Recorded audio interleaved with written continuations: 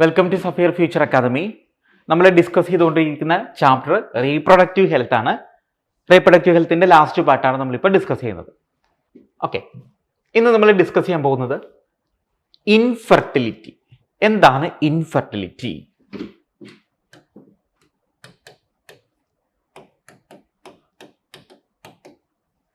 Infertility and assisted reproductive technology അല്ലെങ്കിൽ ART എന്ന് പറഞ്ഞാൽ എന്താണ്?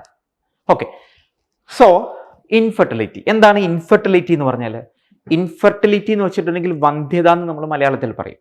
അതായത് നോർമലി ഒരു മെയിലും ഫീമെയിലും, ഒരു മെയിൽ ഓർഗാനിസവും ഫീമെയിൽ ഓർഗാനിസവും എന്താണ് സെക്ഷൽ ഇന്റർകോഴ്സ് നടത്തുകയും അവർക്ക് കുട്ടികൾ ഉണ്ടാവാതിരിക്കുകയും ചെയ്യുന്ന ഒരു അവസ്ഥയാണ്, ഒരു കണ്ടീഷനെയാണ് നമ്മൾ ഇൻഫെർട്ടിലിറ്റി എന്ന് വിളിക്കുന്നത്.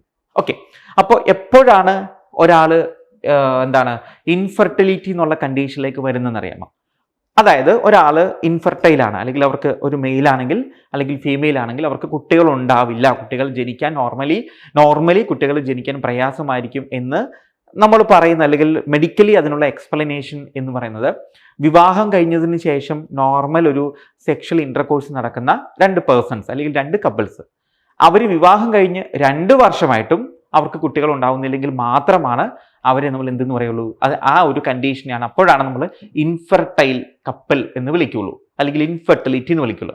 ഒരാൾ ഒരു മെയിൽ പാർട്ട്ണർ വിവാഹം ചെയ്യുന്നു, അയാൾ കപ്പിളുമായിട്ട് അല്ലെങ്കിൽ പാർട്ട്ണറുമായിട്ട് സെക്ഷൽ ഇന്റർകോഴ്സ് നടത്തുന്നു, എന്നിട്ട് 2 വർഷമായിട്ടും ആ ഇന്റർകോഴ്സിൽ അവർക്ക് കുഞ്ഞുങ്ങൾ ഉണ്ടാവുന്നില്ല. അതേസമയം അതുപോലെ തന്നെ ഒരു ഫീമെയിൽ കപ്പിൾ വിവാഹം കഴിക്കുന്നു, മെയിൽ പാർട്ട്ണറുമായിട്ട് സെക്ഷൽ ഇന്റർകോഴ്സ് നടക്കുന്നു, 2 വർഷമായിട്ടും അവർക്ക് കുഞ്ഞുങ്ങൾ ഉണ്ടാവുന്നില്ല. അപ്പോഴാണ് ഇൻഫെർട്ടിലിറ്റി ആയിട്ടൊരു അവർ ഇൻഫെർട്ടൈലാണ്, അല്ലെങ്കിൽ അതിലേതെങ്കിലും ഒരു പാർട്ട്ണറോ, ഒരു മെയിൽ പാർട്ട്ണറോ അല്ലെങ്കിൽ ഫീമെയിൽ പാർട്ട്ണറോ ഇൻഫെർട്ടൈൽ ആണ് എന്ന് നമ്മൾ പറയുന്നത് എപ്പോഴാണ്?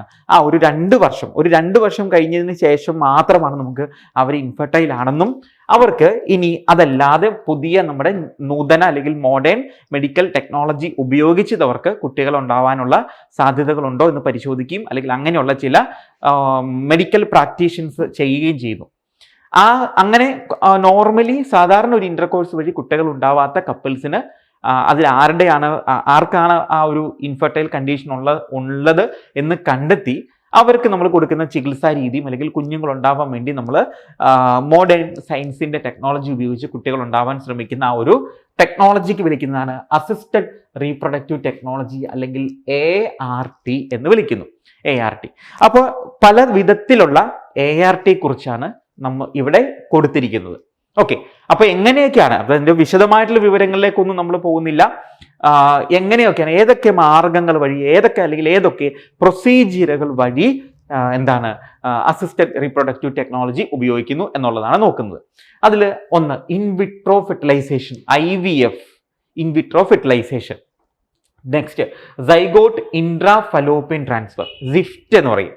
അടുത്ത് intra uterine transfer, IUT. Then in vivo fertilization, then gamete intrafallopian transfer, GIFT. Then intracytoplasmic sperm injection, ICSI എന്ന് വിളിക്കും, ICSI അല്ലെങ്കിൽ ICSI എന്നാണ് ഇതിനെ വിളിക്കുന്നത്. Then artificial insemination, AI, intrauterine insemination, IUI. Okay, ഇത്രയുമാണ് പല തരത്തിലുള്ള അസിസ്റ്റഡ് റീപ്രൊഡക്റ്റീവ് ടെക്നോളജീസിൽ ഉപയോഗിക്കുന്ന പ്രൊസീജിയർ എന്ന് പറയുന്നത്. ഓക്കെ, ഇനി എന്തുകൊണ്ടൊക്കെ ആയിരിക്കും മെയിലിലും അല്ലെങ്കിൽ ഫീമെയിൽസിലും ഇൻഫെർട്ടിലിറ്റി വരാനുള്ള സാധ്യതകൾ? നമ്മൾ ഹ്യൂമൻ റീപ്രൊഡക്ഷൻ, ഇപ്പോൾ മെയിൽ ഇൻഫെർട്ടിലിറ്റിക്കുള്ള കാരണം എന്ന് പറയുന്നത് ഹ്യൂമൻ റീപ്രൊഡക്ഷൻ എന്നുള്ള ചാപ്റ്ററിൽ നമ്മൾ പഠിച്ചിട്ടുണ്ട് അല്ലേ? അതായത് ഒരു ഇജാക്കുലേഷനിൽ ഏകദേശം ഒരു 200 മുതൽ 300 മില്യൺ സ്പേമാണ് ഒരു ഇജാക്കുലേഷനിൽ റിലീസ് ചെയ്യപ്പെടുന്നത് അല്ലേ? അപ്പൊ അതിൽ തന്നെ ആ റിലീസ് ചെയ്യപ്പെടുന്നതിന്റെ 60% സ്പേമിനും എന്തുണ്ടാവണം? സ്ട്രക്ചർ ഉണ്ടാവണം അല്ലെ?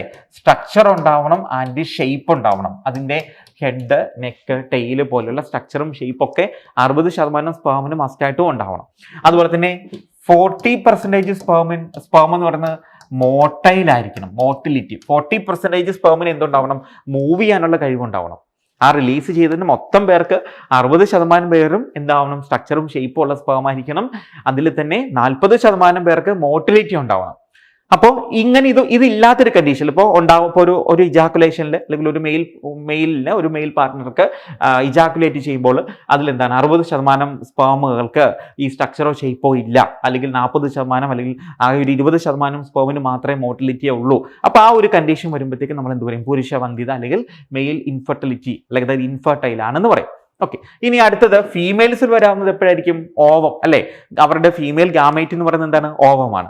അപ്പോൾ പ്രോപ്പറായിട്ട് ഓവുലേഷൻ നടക്കുന്ന സമയത്ത് അല്ലെങ്കിൽ മെൻസ്ട്രൽ പീരിയഡിൽ പ്രോപ്പറായിട്ട് ഓവുലേഷൻ നടക്കുന്നില്ല, അല്ലെങ്കിൽ ഓവത്തിന് റിലീസ് ചെയ്യാൻ പറ്റുന്നില്ല, അല്ലെങ്കിൽ ഹെൽത്തി ആയിട്ടുള്ള ഒരു ഓവം ഉണ്ടാവുന്നില്ല, ആ ഓവത്തിന് സ്പേമുമായിട്ട് ഫെർട്ടിലൈസേഷൻ നടക്കുന്നില്ല, അല്ലെങ്കിൽ എന്താണ് റീപ്രൊഡക്റ്റീവ് ട്രാക്കിലൂടെയുള്ള മൂവ്മെന്റോ നടക്കുന്നില്ല, അല്ലെങ്കിൽ യൂട്രസ് ഒരു ഫെർട്ടൈൽ ബ്ലാസ്റ്റോസിസ്റ്റിനെ ഇംപ്ലാന്റ് ചെയ്യാനോ അല്ലെങ്കിൽ അതിനെ കൺസർവ് ചെയ്യാനോ ഫീറ്റൽ ഗ്രോത്ത് നടക്കാനോ യൂട്രസിൽ സാധിക്കുന്നില്ല. അപ്പൊ ഇങ്ങനെയുള്ള പല വിധത്തിലുള്ള കാരണങ്ങൾ മൂലമായിരിക്കും മെയിൽ അല്ലെങ്കിൽ ഫീമെയിൽ ഇൻഫെർട്ടിലിറ്റി എന്നുള്ള ഒരു കണ്ടീഷൻ വരുന്നത്. ഓക്കെ, അപ്പൊ അങ്ങനെ വരുമ്പോൾ നമ്മൾ എന്തൊക്കെയാണ് ചികിത്സാ മാർഗങ്ങൾ എന്തൊക്കെയാ, അല്ലെങ്കിൽ അവിടുത്തെ പ്രൊസീജിയറുകൾ എന്തൊക്കെയാണ് എന്നാണ് ഇവിടെ ഡിസ്കസ് ചെയ്യുന്നത്.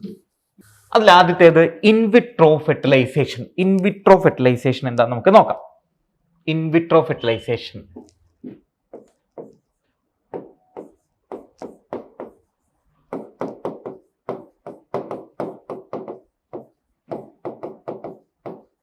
ഇൻവിട്രോ ഫെർട്ടിലൈസേഷൻ എന്ന് പറഞ്ഞിട്ടുണ്ടെങ്കിൽ ഇത് സാധാരണയായിട്ട് 2 കേസുകളിൽ സംഭവിക്കാം. ഒരു മെയില് ഫീമെയില്.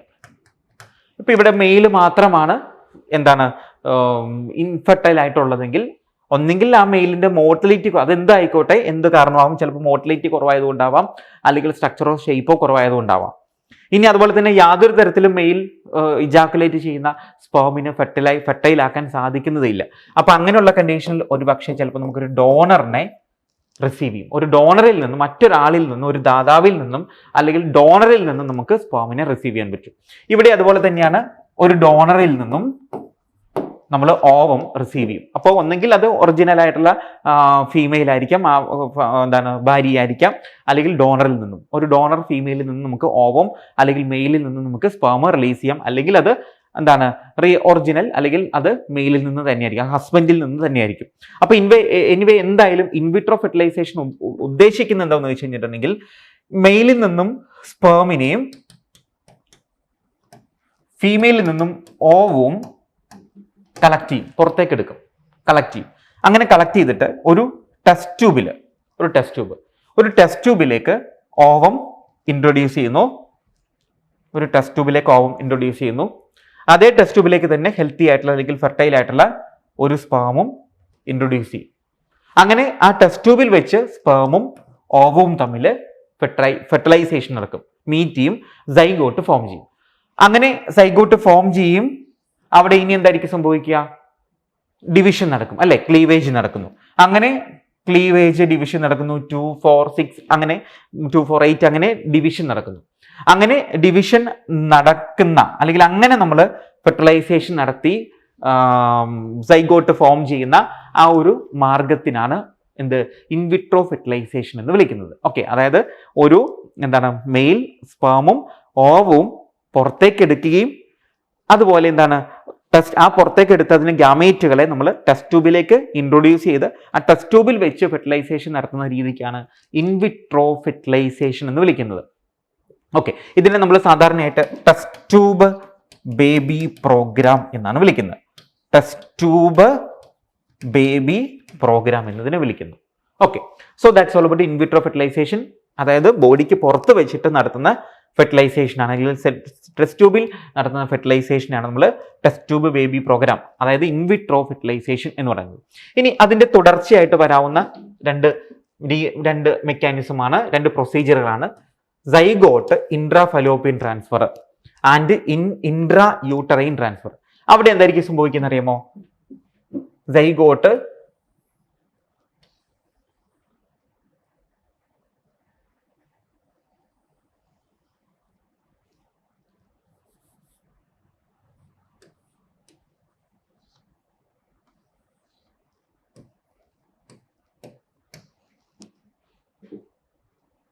നമ്മളിവിടെ ടെസ്റ്റ് ട്യൂബിൽ ഗ്യാമീറ്റുകൾ ഫോം ചെയ്തു, ഫെർട്ടിലൈസേഷൻ നടന്നു, ഗ്യാമീറ്റുകൾ ഫോം ചെയ്തു.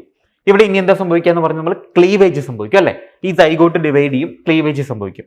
അങ്ങനെ ക്ലീവേജ് സംഭവിച്ച് ക്ലീവേജ് നടന്നു കഴിയുമ്പോൾ നമ്മൾ ആ റിസൾട്ടന്റ് സെല്ലുകളെ നമ്മൾ വിളിക്കുന്ന പേര് ബ്ലാസ്റ്റോമിയർ എന്നാണ് വിളിക്കുന്നത് അല്ലെ? ബ്ലാസ്റ്റോമിയർ എന്നാണ് വിളിക്കുന്നത്. എന്ത് ചെയ്യുന്നറിയാമോ? ഈ ബ്ലാസ്റ്റോമിയർ ഒരു 8 സെൽഡ് സ്റ്റേജ്, ഇവർ സൈഗോട്ട് ഡിവൈഡ് ചെയ്ത് ഒരു 8 സെൽഡ് സ്റ്റേജിലേക്കാവുമ്പോൾ നമ്മൾ ഇതെടുത്ത് ഈ സൈഗോട്ടിൽ ഈ ബ്ലാസ്റ്റോമിയർ എടുത്ത് നമ്മൾ ഫീമെയിൽ റീപ്രൊഡക്റ്റീവ് ട്രാക്ട്, അതായത് ഫലോപ്പിൻ ട്യൂബിലേക്ക് നമ്മൾ ട്രാൻസ്ഫർ ചെയ്യും. ഓക്കെ, അപ്പൊ അങ്ങനെ ടെസ്റ്റ് ട്യൂബിൽ വെച്ച് നമ്മൾ ഫെർട്ടിലൈസ് ചെയ്ത ആ സൈഗോട്ട് അല്ലെങ്കിൽ ഡിവൈഡ് ചെയ്ത 8 സെല്ല് സ്റ്റേജിലുള്ള ബ്ലാസ്റ്റോമിയറിനെ നമ്മൾ എങ്ങോട്ടേക്ക് ഡെപ്പോസിറ്റ് ചെയ്യുന്നു, ഇൻട്രൊഡ്യൂസ് ചെയ്യുന്നു? നമ്മൾ ഫലോപ്പിൻ ട്യൂബിലേക്ക് ഇൻട്രൊഡ്യൂസ് ചെയ്യാം. ഓക്കെ, ഫലോപ്പിൻ ട്യൂബിലേക്ക് ഇൻട്രൊഡ്യൂസ് ചെയ്യും. അങ്ങനെ ഫലോപ്പിൻ ട്യൂബിലേക്കാണ് ഇൻട്രൊഡ്യൂസ് ചെയ്യുന്നതെങ്കിൽ ആ ഒരു പ്രൊസീജിയറിന് വിളിക്കുന്നത് നമ്മൾ സിഫ്റ്റ് എന്ന് വിളിക്കും. ZIFT, ZIFT. ഓക്കെ, അപ്പൊ ഇൻവിട്രോ ഫെർട്ടിലൈസേഷൻ വഴി മേക്ക് ചെയ്ത സൈഗോട്ട് ക്ലീവേജ് നടന്നു, 8 സെല്ലുള്ള ബ്ലാസ്റ്റോമിയർ ആയിട്ട് മാറി. ആ 8 സെല്ലുള്ള ബ്ലാസ്റ്റോമിയറിനെ നമ്മൾ ഡയറക്റ്റ് ആയിട്ട് ഫലോപ്പിൻ ട്യൂബിലേക്കാണ് ഇൻട്രൊഡ്യൂസ് ചെയ്യുന്നതെങ്കിൽ ആ ടെക്നിക്കിന് പ്രൊസീജിയർ ആണ് എന്ത് പറയുക? ZIFT, zygote intrafallopian transfer എന്ന് വിളിക്കുന്നത്. ഓക്കെ, ഇനി അടുത്തത് intra uterine transfer. Intra uterine transfer എന്ന് വെച്ചാൽ അതിനുശേഷം നമുക്കറിയാം 8, ഇനി നമ്മൾ അങ്ങനെ തന്നെ വെച്ചിരുന്നാൽ എന്തായിരിക്കും സംഭവിക്കുക? 8 ആവും, 16 ആവും, 32 ആവും, ഫർദർ ഡിവിഷൻ അല്ലെങ്കിൽ ക്ലീവേജ് സംഭവിച്ചുകൊണ്ടിരിക്കും അല്ലെ? അങ്ങനെ ഡിവിഷൻ നടന്ന മോർ ദാൻ 8 സെൽഡ് സ്റ്റേജ്, ആണെന്ന് വിചാരിക്കുക. ഓക്കെ, 8 സെല്ലിനേക്കാൾ കൂടിയ സ്റ്റേജിലേക്ക് എത്തുമ്പോഴാണ് നമ്മൾ ഇവനെ ട്രാൻസ്ഫർ ചെയ്യാൻ ഉദ്ദേശിക്കുന്നതെങ്കിൽ, മോർ ദാൻ 8 സെൽഡ് സ്റ്റേജിലാണ് നമ്മൾ ഇവനെ ട്രാൻസ്ഫർ ചെയ്യാൻ ഉദ്ദേശിക്കുന്നെങ്കിൽ അത് നേരെ എങ്ങോട്ടായിരിക്കും? നമുക്ക് വേണമെങ്കിൽ ഡയറക്റ്റ് ആയിട്ട് നമുക്ക് യൂട്രസിലേക്ക് കൊണ്ടുപോയി ട്രാൻസ്ഫർ ചെയ്യാം. അപ്പൊ യൂട്രസിലേക്ക് ട്രാൻസ്ഫർ ചെയ്യുന്ന എപ്പോഴാണ്? മോർ ദാൻ 8 സെൽഡ് സ്റ്റേജിൽ വെച്ച് നമ്മൾ യൂട്രസിലേക്ക് ട്രാൻസ്ഫർ ചെയ്യും.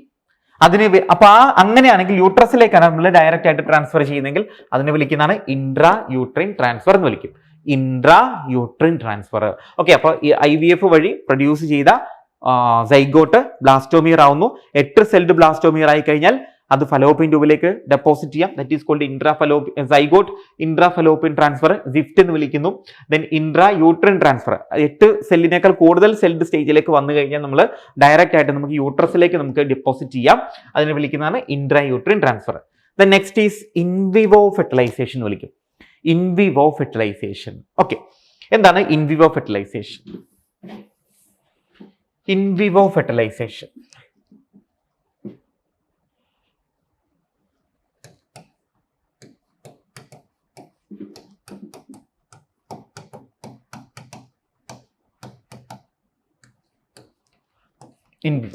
ഇൻവിവോ ഫെർട്ടിലൈസേഷൻ എന്ന് വെച്ചിട്ടുണ്ടെങ്കിൽ ഇൻവിട്രോ പുറത്ത്, സെല്ലിന് പുറത്ത്.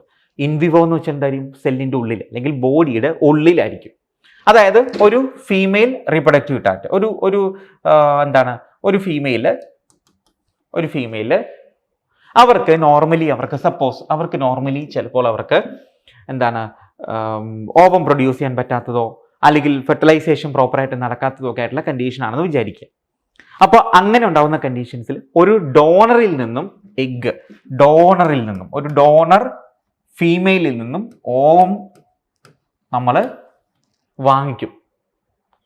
എന്നിട്ട് എന്ത് ചെയ്യും? അപ്പോൾ ഓവം വാങ്ങിച്ചിട്ട് ആ ഫീമെയിലിന്റെ എന്നിട്ട് എന്ത് ചെയ്യും? ആ ഓവം നമ്മൾ വാങ്ങിച്ചിട്ട് അല്ലെങ്കിൽ ആ ഡോണറിന്റെ ബോഡിയിലേക്ക് നമ്മൾ അല്ലെങ്കിൽ ഉള്ളിൽ വെച്ച് നമ്മൾ ഫെർട്ടിലൈസേഷൻ നടക്കുന്നതിന് വിളിക്കുന്ന പേരാണ് ഇൻവിവോ ഫെർട്ടിലൈസേഷൻ എന്ന് വിളിക്കുന്നു. ഓക്കെ, ഇൻവിവോ ഫെർട്ടിലൈസേഷൻ അതായത് ഒരു ഡോണറുടെ ബോഡിയിൽ ആണ് ഫെർട്ടിലൈസേഷൻ നടക്കുന്നതെങ്കിൽ നമ്മൾ അതിനെ വിളിക്കുന്ന പേരാണ് in vivo fertilisation. Inside the body ആണ് ഇൻവിവോ ഫെർട്ടിലൈസേഷൻ എന്ന് വിളിക്കുന്നത്. ഓക്കെ, ഇനി അടുത്തതാണ്, അതിലൊന്നാണ് മറ്റൊരു പ്രൊസീജിയറാണ് gamete intra Fallopian transfer, GIFT എന്ന് വിളിക്കും. അതായത് അവിടെ എന്താണെന്ന് വെച്ചിട്ടുണ്ടെങ്കിൽ ഒരു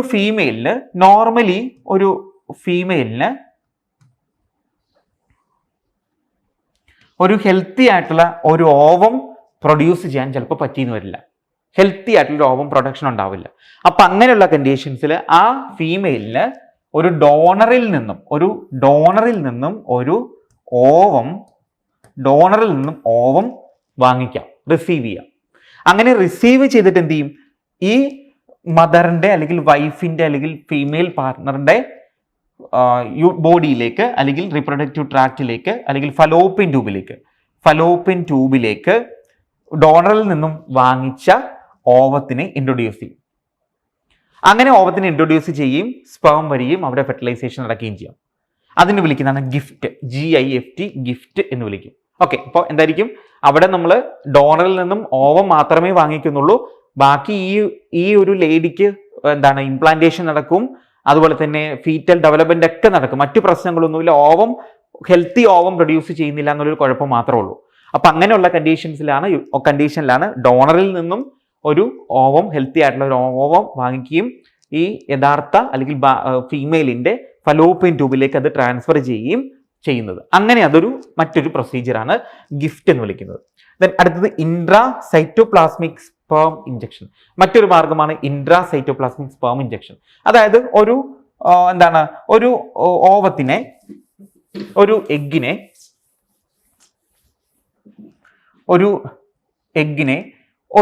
ഒരു സ്പേമിന് ഫെർട്ടൈൽ ആക്കാൻ പറ്റുന്നില്ല, അല്ലെങ്കിൽ അവിടെ ഫെർട്ടിലൈസേഷൻ നടക്കുന്നില്ല എന്ന് കണ്ടിട്ടുണ്ടെങ്കിൽ ഈ മെയിൽ പാർട്ട്ണറിൽ നിന്നും സ്പേം കളക്ട് ചെയ്തിട്ട് ഡയറക്റ്റ് ആയിട്ട് നമ്മുടെ ഓവത്തിന്റെ സൈറ്റോപ്ലാസത്തിലേക്ക്, അല്ലെങ്കിൽ ഓവം സെല്ലിലേക്ക്, എഗ് സെല്ലിലേക്ക് ഈ സ്പേമിനെ ഡയറക്റ്റ് ആയിട്ട് നമ്മൾ ഇഞ്ചക്ട് ചെയ്യുന്ന പ്രൊസീജിയറിനെ വിളിക്കുന്ന പേരാണ് ഇൻട്രാസൈറ്റോപ്ലാസ്മിക് സ്പേം ഇഞ്ചക്ഷൻ എന്ന് വിളിക്കും.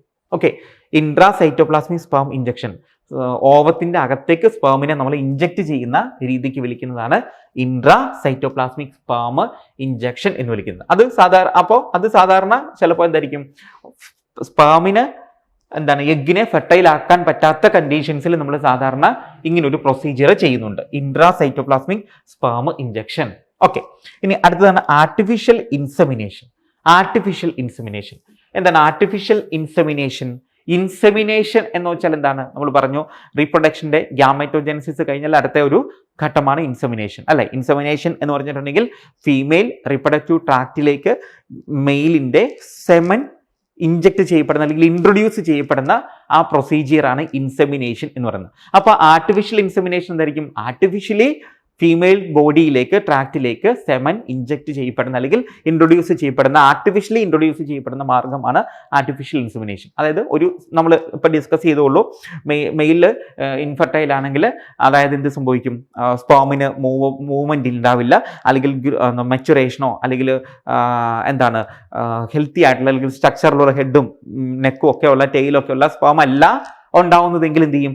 ഡയറക്റ്റ് ആയിട്ട്, അപ്പോൾ അത് നോർമൽ രീതിയിൽ ആ സ്പേമിന് ഇജാക്കുലേറ്റ് ചെയ്യുന്ന ആ സ്പേമിന് എഗ്ഗിനെ ഫെർട്ടൈൽ ആക്കാൻ പറ്റുന്നില്ലെങ്കിൽ എന്ത് ചെയ്യുന്നു വെച്ച് കഴിഞ്ഞിട്ടുണ്ടെങ്കിൽ ആർട്ടിഫിഷ്യലി സ്പേം കളക്ട് ചെയ്യും. ഒന്നെങ്കിൽ അത് മെയിൽ പാർട്ട്ണറിൽ നിന്നായിരിക്കാം, അതല്ലെങ്കിൽ ചിലപ്പോൾ ഒരു മെയിൽ ഡോണറിൽ നിന്നോ അല്ലെങ്കിൽ മെയിൽ പാർട്ട്ണറിൽ നിന്നോ ഇത് കളക്ട് ചെയ്തിട്ട് ഫീമെയിൽ റീപ്രൊഡക്റ്റീവ് ട്രാക്റ്റിലേക്ക് ഇൻട്രൊഡ്യൂസ് ചെയ്യുകയും ചെയ്യാം. അങ്ങനെ ഇൻട്രൊഡ്യൂസ് ചെയ്യുമ്പോൾ രണ്ട് മാർഗമാണ്. ഒന്നെങ്കിൽ അത് വജൈനയിലേക്ക് ഡയറക്റ്റ് ആയിട്ട് ജസ്റ്റ് വജൈനയിലേക്ക് ട്രാൻസ്ഫർ ചെയ്യാം. അല്ലെങ്കിൽ രണ്ടാമത്തെ മാർഗം എന്ന് പറയുന്നത് ഇൻട്രാ യൂട്രൈൻ ഇൻസെമിനേഷൻ ആണ്. അല്ലെങ്കിൽ ചെയ്യാവുന്ന മറ്റൊന്നാണ് ഇൻട്രാ യൂട്രൈൻ ഇൻസെമിനേഷൻ എന്ന് പറയും. ഇൻട്രാ യൂട്രൈൻ ഇൻസെമിനേഷൻ എന്ന് പറയുന്നത് എന്തായിരിക്കും? യൂട്രസിലേക്ക്, ഇതിങ്ങനെ നമ്മൾ യൂട്രസ് ആണെങ്കിൽ ഡയറക്റ്റ് ആയിട്ട് യൂട്രസിലേക്ക് സ്പേമിനെ നമ്മൾ ഇൻസെമിനേറ്റ് ചെയ്യുന്ന മാർഗത്തിനാണ്, ആ ഒരു പ്രൊസീജിയറാണ് ഇൻട്രാ യൂട്രൈൻ ഇൻസെമിനേഷൻ എന്ന് വിളിക്കുന്നത്. ഓക്കെ, അപ്പോൾ ആർട്ടിഫിഷ്യൽ ഇൻസെമിനേഷൻ എന്ന് പറഞ്ഞാൽ എന്താണ്? ആർട്ടിഫിഷ്യലി നമ്മൾ ഒന്നെങ്കിൽ ഒരു ഫീമെയിലിന്റെ മെയിൽ പാർട്ട്ണറോടോ അല്ലെങ്കിൽ മറ്റൊരു ഡോണറോടോ സ്പേം കളക്ട് ചെയ്യുകയും ആ കളക്ട് ചെയ്യപ്പെട്ട സ്പേം ഒന്നെങ്കിൽ ഫീമെയിലിന്റെ വജൈനയിലേക്കോ അതല്ലെങ്കിൽ യൂട്രസിലേക്കോ ഇൻട്രൊഡ്യൂസ് ചെയ്യപ്പെടുന്ന ആ ഒരു ചികിത്സാ രീതിക്കാണ്, പ്രൊസീജിയറിന് വിളിക്കുന്നതാണ് artificial insemination. Okay, so these are different assisted reproductive technologies. Okay, അപ്പോൾ എന്തൊക്കെയായിരിക്കും അസിസ്റ്റഡ് റീപ്രൊഡക്റ്റീവ് ടെക്നോളജീസ് എന്ന് പറയുന്നത്? നമ്മൾ പറഞ്ഞു in vitro fertilisation, zygote intra Fallopian transfer, intrauterine transfer, in vivo fertilisation, GIFT, ICSI, AI artificial insemination, intrauterine insemination. അപ്പോൾ സാധാരണയായിട്ട് നമുക്ക് ഇതിൽ വരാവുന്ന ഒരു കുഴപ്പമെന്ന് വെച്ചാൽ നമ്മൾ കണ്ടു പലപ്പോഴും ഒരു എത്തിക്കൽ ഇഷ്യൂ ആയിട്ട് ഇത് പലപ്പോഴും മാറാറുണ്ട്. എത്തിക്കൽ ഇഷ്യൂ എന്ന് വെച്ചിട്ടുണ്ടെങ്കിൽ എന്തായിരിക്കും, സാധാരണ നമ്മളിപ്പോൾ ഒരു ഡോണറോട് നമ്മൾ ഓവമോ അല്ലെങ്കിൽ സ്പേമോ നമ്മൾ വാങ്ങിക്കുന്നു എന്ന് പറഞ്ഞാൽ ആ സ്പേമിലായിരിക്കും എന്തായിരിക്കും ക്രോമസോമുകൾ ഉള്ളത്, അത് അല്ലേ? അപ്പോൾ അതുപോലെ തന്നെ അപ്പോൾ ഒരു മെയില് ഫീമെയിൽ, ഒരു ഡോണർ ഫീമെയിലിൽ നിന്നും അല്ലെങ്കിൽ ഡോണറിൽ നിന്നും ഒരു ഓവം വാങ്ങിച്ചു കഴിഞ്ഞാൽ ആ കുട്ടിക്കുണ്ടാവുന്ന ക്രോമസോമൽ ക്യാരക്ടർ 23 ക്രോമസോം എന്ന് പറയുന്നത് ആരുടേതായിരിക്കും? യഥാർത്ഥ അമ്മയുടേതായിരിക്കില്ല, ആ ഡോണർ ആയിട്ടുള്ള ലേഡിയുടെ ആയിരിക്കും. അതുപോലെ തന്നെ മെയിലിന്റെ കേസിലും അങ്ങനെ തന്നെയാണ്. ഒരു ഫീമെയിൽ ഒരു ഡോണറുടെ അടുത്ത് നിന്നും സ്പേം കളക്ട് ചെയ്ത് കഴിഞ്ഞാൽ ഇതുപോലെ തന്നെയായിരിക്കും ആ ഒരു 23 ക്രോമസോം എന്ന് പറയുന്നത് ആരുടേതായിരിക്കും? സ്വന്തം ഫാദറിൻ്റെതായിരിക്കില്ല, ആ ഡോണറായിട്ട് വാങ്ങിയ ആളുടേതായിരിക്കും. അപ്പൊ അങ്ങനെയുള്ള ചില ഇമോഷണലും അല്ലെങ്കിൽ സോഷ്യലും ഒക്കെ ആയിട്ടുള്ള ചില ഇഷ്യൂസ് ഒക്കെ ഇങ്ങനൊരു കാര്യത്തിൽ സംഭവിക്കാറുണ്ട്. സോ എനിവേ, എന്തായാലും അസിസ്റ്റഡ് റീപ്രൊഡക്റ്റീവ് ടെക്നോളജി എന്ന് പറഞ്ഞാൽ നമ്മൾ നോർമലി ഇൻഫെർട്ടൈൽ ആയിട്ടുള്ള കപ്പിൾസിന് കുട്ടികൾ ഉണ്ടാവാനുള്ള വിദഗ്ധ അല്ലെങ്കിൽ പുതിയ മോഡേൺ ടെക്നോളജി ഒക്കെ ഉപയോഗിച്ച് കുട്ടികൾ ഉണ്ടാവാനുള്ള ഒരു പ്രൊസീജിയറുകളെ കുറിച്ചാണ് അസിസ്റ്റഡ് റീപ്രൊഡക്റ്റീവ് ടെക്നോളജി. ഇത് ഒരുപാട് പേരെ, ഈ ലോകത്തിലുള്ള ഇൻഫെർട്ടൈൽ ആയിട്ടുള്ള ഒരുപാട് ആളുകളെ ഈ ടെക്നോളജീസ് ഒക്കെ സഹായിക്കുന്നുണ്ട്. പക്ഷെ ഇതിന്റെ പ്രത്യേകത എന്ന് വെച്ച് കഴിഞ്ഞിട്ടുണ്ടെങ്കിൽ ഇത് വളരെ ചെലവേറിയ, വളരെ കോസ്റ്റ്ലി ആയിട്ടുള്ള ചില ടെക്നിക്സ് ആണ്. ഈ പറയുന്ന കാര്യങ്ങളെല്ലാം വളരെ കോസ്റ്റ്ലിയാണ്, സമയമെടുക്കുന്നതാണ്, അതുപോലെ തന്നെ കോസ്റ്റ്ലി ആയിട്ടുള്ളതാണ്. ഓക്കെ, അപ്പോൾ ഇത്രയുമാണ് നമ്മൾ അസിസ്റ്റഡ് റീപ്രൊഡക്റ്റീവ് ടെക്നോളജീസ് എന്ന് പറയുന്നത്. സോ നമ്മുടെ വളരെ ചെറിയ ഒരു ചാപ്റ്ററാണ് റീപ്രൊഡക്റ്റീവ് ഹെൽത്ത്. സെക്കൻഡ് ഇയർ ബയോളജിയിൽ ഉള്ള ചാപ്റ്ററുകളിൽ എല്ലാ ചാപ്റ്ററും നമ്മൾ വെച്ച് നോക്കിയാൽ ഏറ്റവും ചെറിയ ചാപ്റ്റർ എന്ന് പറയുന്നത് റീപ്രൊഡക്റ്റീവ് ഹെൽത്ത് ആണ്. ഇതിൽ നിന്ന് നമുക്ക് ക്വസ്റ്റ്യൻ വരുന്നതാണ്. വളരെ സിമ്പിളായിട്ട് നമുക്ക് ഓർത്തിരിക്കാനും പഠിക്കാനൊക്കെ പറ്റുന്ന ഒരു ചെറിയ ചാപ്റ്ററാണ്. അപ്പോൾ ഹ്യൂമൻ റീപ്രൊഡക്ഷൻ്റെ തുടർച്ചയായിട്ടാണ് നമുക്ക് ഈ ചാപ്റ്റർ പഠിക്കാൻ വരിക. ഓക്കെ.